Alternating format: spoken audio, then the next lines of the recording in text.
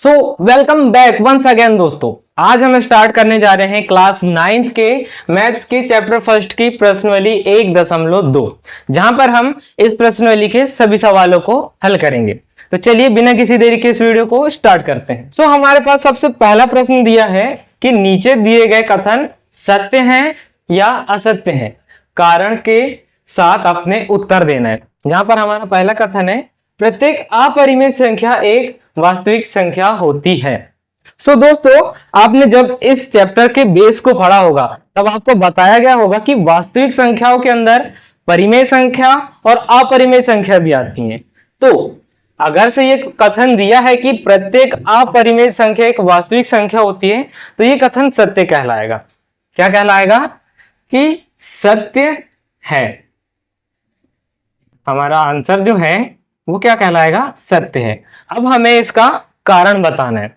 कारण कैसा है कि हमने जब इसका बेस पढ़े थे, जहां पर हमें जो वास्तविक संख्याओं के बारे में बताया गया था, वास्तविक संख्याएं, तो वास्तविक संख्याओं के अंदर परिमेय और अपरिमेय दोनों संख्याओं को इंक्लूड किया गया है। फर्स्ट परिमेय एंड सेकंड अपरिमेय।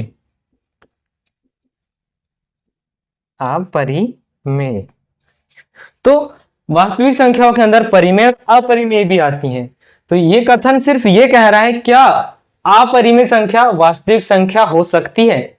अपरिमेय संख्या वास्तविक हो सकती है, तो ये कथन सत्य होगा। लेकिन अगर से ये संख्या पूछ ले कि सभी वास्तविक संख्याएं क्या अपरिमेय संख्या होगी, तो ये कथन गलत हो जाएगा, क्योंकि वास्तविक संख्याओं में परिमेय संख्या भी है।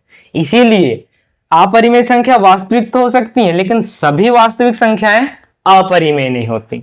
तो इसका हम कारण लिखेंगे। कारण होगा कि चूंकि प्रत्येक परिमेय संख्या एवं अपरिमेय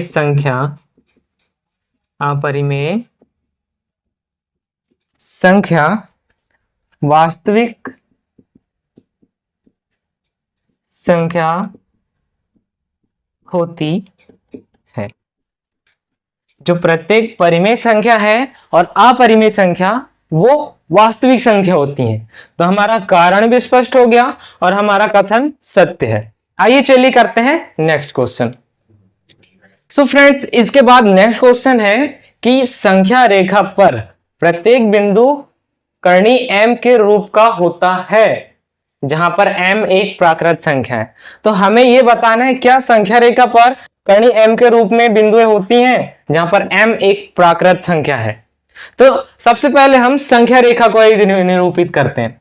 संख्या रेखा जहां पर बीच में शून्य होता है, जहां धनात्मक संख्याएं 1 2 3 4 एंड अनंत तक। उसी तरह इस साइड ऋणात्मक संख्याएं, ऋण 1 ऋण 2 ऋण 3 और ऋण 4, और ये भी अनंत तक जाती हैं। अब आप लोग यहाँ पर गौर से देखिए, यहाँ पर हमें ये बोल रहा है कि संख्या रेखा पर क्या सभी जो बिंदुएं हैं वो कर्णी m के रूप की हैं। क्या यहाँ पर ये सभी बिंदु m के रूप में दिख रही हैं? हाँ, हम इन जो दो संख्याओं उनके बीच में कर्णी वाली संख्याओं को या फिर अपरिमेय संख्याओं को हम दर्शा सकते हैं, लेकिन जो सभी के सभी संख्याएं हैं वो कर्णी के रूप में तो नहीं है। तो हमारा ये जो कथन होगा वो असत्य कहलाएगा। हमारा आंसर जो होगा वो होगा असत्य। असत्य है। अब कारण क्या होगा इसका? कि कारण होगा, कारण संख्या रेखा पर प्रत्येक बिंदु, संख्या रेखा पर प्रत्येक बिंदु वर्गमूल m के रूप का नहीं है। संख्या रेखा पर प्रत्येक बिंदु वर्गमूल m के रूप का नहीं है। तो इस जो कथन है उसका कारण हम इस तरह स्पष्ट करेंगे कि संख्या रेखा पर प्रत्येक बिंदु का वर्गमूल m के रूप का नहीं है, जिस कारण ये जो कथन है वो असत्य कहलाएगा। तो चलिए इसके बाद करते हैं हमारे तीसरे कथन पर। सो फ्रेंड्स, ये रहा हमारा तीसरा कथन कि प्रत्येक वास्तविक संख्याएं एक अपरिमेय संख्या होती हैं। हमें यह बताना है कि जो सभी वास्तविक संख्याएं हैं क्या वो अपरिमेय संख्या होंगी। हमने इससे पहले वाले जो पहले कथन में पढ़े हैं कि वास्तविक संख्या, हमारी जो वास्तविक संख्याएं हैं, वास्तविक संख्या, इसके अंदर परिमेय संख्या भी आता है और अपरिमेय भी। इसके अंदर वास्तविक संख्या के अंदर परिमेय और अपरिमेय ये दोनों संख्या ऐड रहती हैं। अब हमें ये पूछ रहा है कि क्या सभी वास्तविक संख्याएं अपरिमेय होंगी। तो ये कथन तो असत्य कहलाएगा, क्योंकि वास्तविक संख्या में परिमेय संख्या भी तो है। तो ये कथन कैसा हो जाएगा? असत्य, असत्य है। और हमारा कारण रहेगा, कारण वास्तविक संख्याओं में, वास्तविक संख्याओं में परिमेय एवं अपरिमेय, परिमेय एवं अपरिमेय दोनों संख्याएं होती हैं। इसी कारण जो प्रत्येक वास्तविक संख्या है वो एक अपरिमेय संख्या नहीं होंगी। इसी कारण प्रत्येक वास्तविक संख्या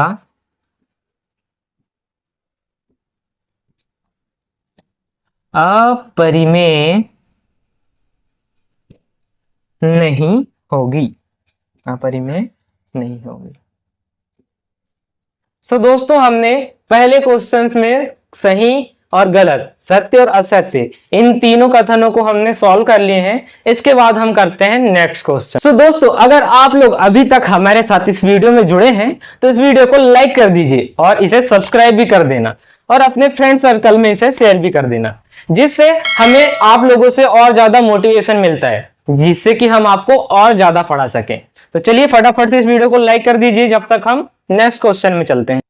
सो फ्रेंड्स, हमारे पास सेकंड क्वेश्चन दिया है कि क्या सभी धनात्मक पूर्णांकों के वर्गमूल, क्या बोल रहे हैं यहाँ पर, सभी धनात्मक पूर्णांकों के वर्गमूल अपरिमेय होते हैं? यदि नहीं तो एक ऐसी संख्या के वर्गमूल का उदाहरण दीजिए जो एक परिमेय संख्या है।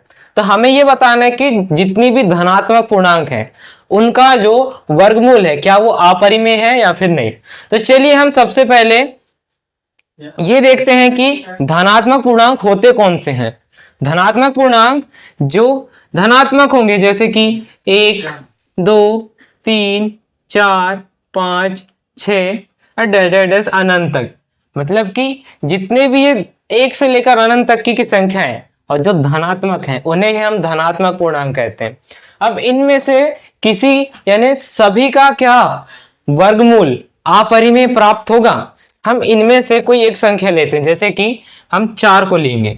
अब हम इसे हल करके देखते हैं क्या इसका वर्गमूल हो जो आएगा वो एक अपरिमेय संख्या है या परिमेय संख्या है। आइए इसे हल करते हैं। जैसे हम ले लेते हैं सबसे पहले करनी के अंदर 4 को। अब इसका हमें वर्गमूल ज्ञात करना है। वर्गमूल किस तरह ज्ञात करेंगे? हम गुणनखंड विधि द्वारा इस 4 को तोड़ेंगे। सबसे पहले हम इस 4 में 2 से भाग देंगे, 2 दूनी 4, उसी तरह 2 एकम 2। तो इसको तोड़ने पर 2 गुणा 2 प्राप्त हुआ। अब ये 2 बार दिए हैं तो इसका एक जोड़ा बन जाएगा। उसी तरह यहां पर हम करनी के अंदर 2 गुणा 2 इस तरह से लिख सकते हैं। अब जब हम इसे इस तरह से लिख सकते हैं तो हम इसे करनी के अंदर 2 का वर्ग इस तरह भी लिख सकते हैं। जब यहाँ पर कोई वर्ग दिया हो करनी के अंदर तो वर्ग से करनी आपस में कैंसिल हो जाती हैं। वर्ग से जो करनी है आपस में अगर से कैंसिल हो जाएंगी तो सिर्फ यहाँ पर बचेगा 2। और ये जो 2 है इसके नीचे कोई संख्या नहीं दी है, मतलब इसके नीचे हमेशा 1 रहेगा। अब हमने इसे एक परिमेय संख्या के रूप में बदल दिए हैं। इसे हम p बटे q के रूप में भी लिख पा रहे हैं। q का मान 0 भी नहीं है और ये दोनों पूर्णांक है। तो ये जो हमारा कथन है कि सभी धनात्मक पूर्णांकों के वर्गमूल अपरिमेय होते हैं, ये कथन एकदम असत्य है। तो हम इसका आंसर लिखेंगे, आंसर कथन असत्य है, कथन असत्य है। आप इस क्वेश्चन को पॉज करके अपनी कॉपी में नोट कर लिए, अगर समझ में नहीं आया हो तो इसे फिर से देख लीजिए, जिससे कि आपको और ज्यादा अच्छे समझ में।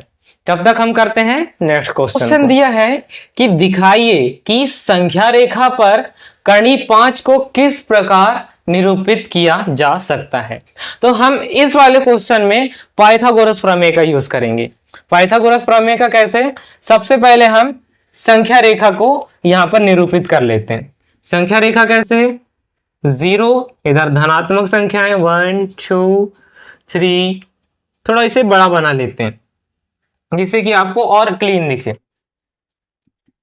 0 1 2 3 एंड 4 एंड अनंत तक। उसी तरह इधर -1 -2 -3 और ये भी अनंत तक जाएगा। अब हम जब पाइथागोरस प्रमेय का यूज करेंगे, हल करते हैं। यहां पर सबसे पहले पाइथागोरस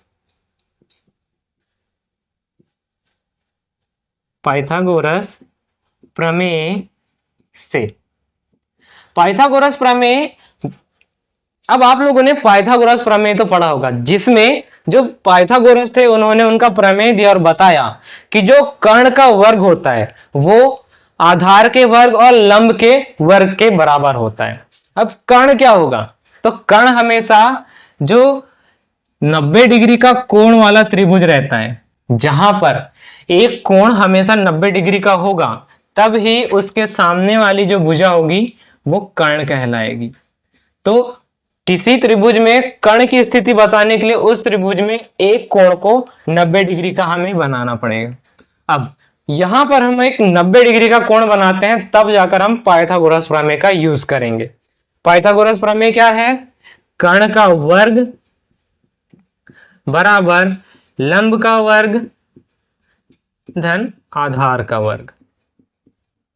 अब हम यहां पर लंब, आधार और कर्ण को निरूपित करते हैं। तो हम यहां पर आधार का मान रखेंगे 2, इस 0 से इस 2 तक। तो हमारा जो आधार का मान रहेगा वो हो जाएगा 2, और इसके बाद हमारा जो लंब रहेगा उसका मान होगा 1। यहां से इस 0 से इस 1 तक की जितनी दूरी है उतनी ही दूरी इस 1 से 2 की है, तो उतनी ही एक दूरी हम ऊपर लेंगे, इस तरह से ऊपर यहां तक। तो ये जो दूरी होगी वो कहलाएगी 1, या फिर इसका मान 1 होगा, और ये जो आधार है इसका मान होगा 2। अब हमने इस बिंदु से शुरू किए थे तो इसे नाम दे देंगे A, एंड इस जो बिंदु पर एंड किए थे इसे नाम देंगे B। एंड लास्ट जो हमारा नेक्स्ट बिंदु था जिसमें हमने लंब को दर्शाए थे, तो इस बिंदु को नाम देंगे C। अब यहां पर A और C को हम आपस में मिला देंगे। अब A और C को हमने आपस में मिलाया तो यहां पर एक समकोण त्रिभुज का निर्माण हुआ है। समकोण कैसे, इसमें एक कोण का मान जो है वो 90 डिग्री का है, और 90 डिग्री कब होता है, जब कोई कोण बिल्कुल सीधा खड़ा हो। यहाँ पर ये वाला जो लंब है एकदम सीधा है, मतलब ये 90 डिग्री का कोण है, और 90 डिग्री के सामने वाला जो भुजा है, 90 डिग्री के सामने वाली भुजा कर्ण कहलाती है। तो अब हम इनका मान रख देते हैं। कर्ण कौन सा होगा, A और C, तो AC square is equal to लंब, लंब होगा BC, BC स्क्वायर प्लस हमारा आधार होगा AB, तो आधार AB स्क्वायर। अब हम यहां पर इनका मान रख देते हैं। हमें कर्ण का मान चाहिए, कर्ण का मान हमें कर्णी 5 किसी भी स्थिति में लाना है। चलिए आगे हल करते हैं। AC जैसे का वैसा रहेगा क्योंकि इसका मान तो दिया नहीं है। अब BC, B एंड C, इसका मान दिया है 1, तो हम इसका मान रखेंगे 1 का वर्ग धन उसी की तरह a और b, a b इसका मान है 2 जो हमने अभी रखे हैं, ए बी का मान रखे 2 का वर्ग। तो ए सी स्क्वायर तो जैसे का वैसा रहेगा। आगे 1 का वर्ग होता है 1, तो यहां पर आएगा 1, उसी तरह प्लस में 2 और 2 का वर्ग होता है 4, 2 दूनी 4। अब ए सी स्क्वायर तो जैसे का वैसा है बराबर 4 में 1 जोड़ देंगे तो यहां हो जाएगा 5। एंड यहां पर अगर आगे हल करेंगे हम तो इस ए सी स्क्वायर में से जो स्क्वायर है या फिर वर्ग है हम इसे बराबर के उस तरह पक्षांतर करेंगे। अगर से हम ए सी से वर्ग को हटाएंगे तो बराबर के उधर वाली संख्या में करनी लग जाती है, करनी लग जाएगी किसमें, 5 में। तो इस तरह हमने संख्या रेखा, तो इस प्रकार हमें ए सी बराबर करनी 5 प्राप्त हो गया। लेकिन अभी हमें यहाँ पर पता ही नहीं है कि हमें संख्या रेखा पर कहां पर करनी 5 को निरूपित करना है। तो अपने डिवाइडर की सहायता से इस ए को केंद्र बिंदु मानना है, इस ए को केंद्र बिंदु मानना है और डिवाइडर को इस सी तक के बिंदु तक की खींचना है। अगर से इतना आया यानी आपके प्रकार में जितना आएगा उतना उसे खींचना है और इस बिंदु से लेकर ऐसा एक चाप काटना है। आप जब चाप काटोगे तो यहां कहीं पर चाप कटेगा इस स्थिति में, और फिर यहां पर जो बिंदु प्राप्त होगा उसे नाम देंगे बिंदु डी। एंड बिंदु सी से बिंदु डी को हम आपस में मिला देंगे।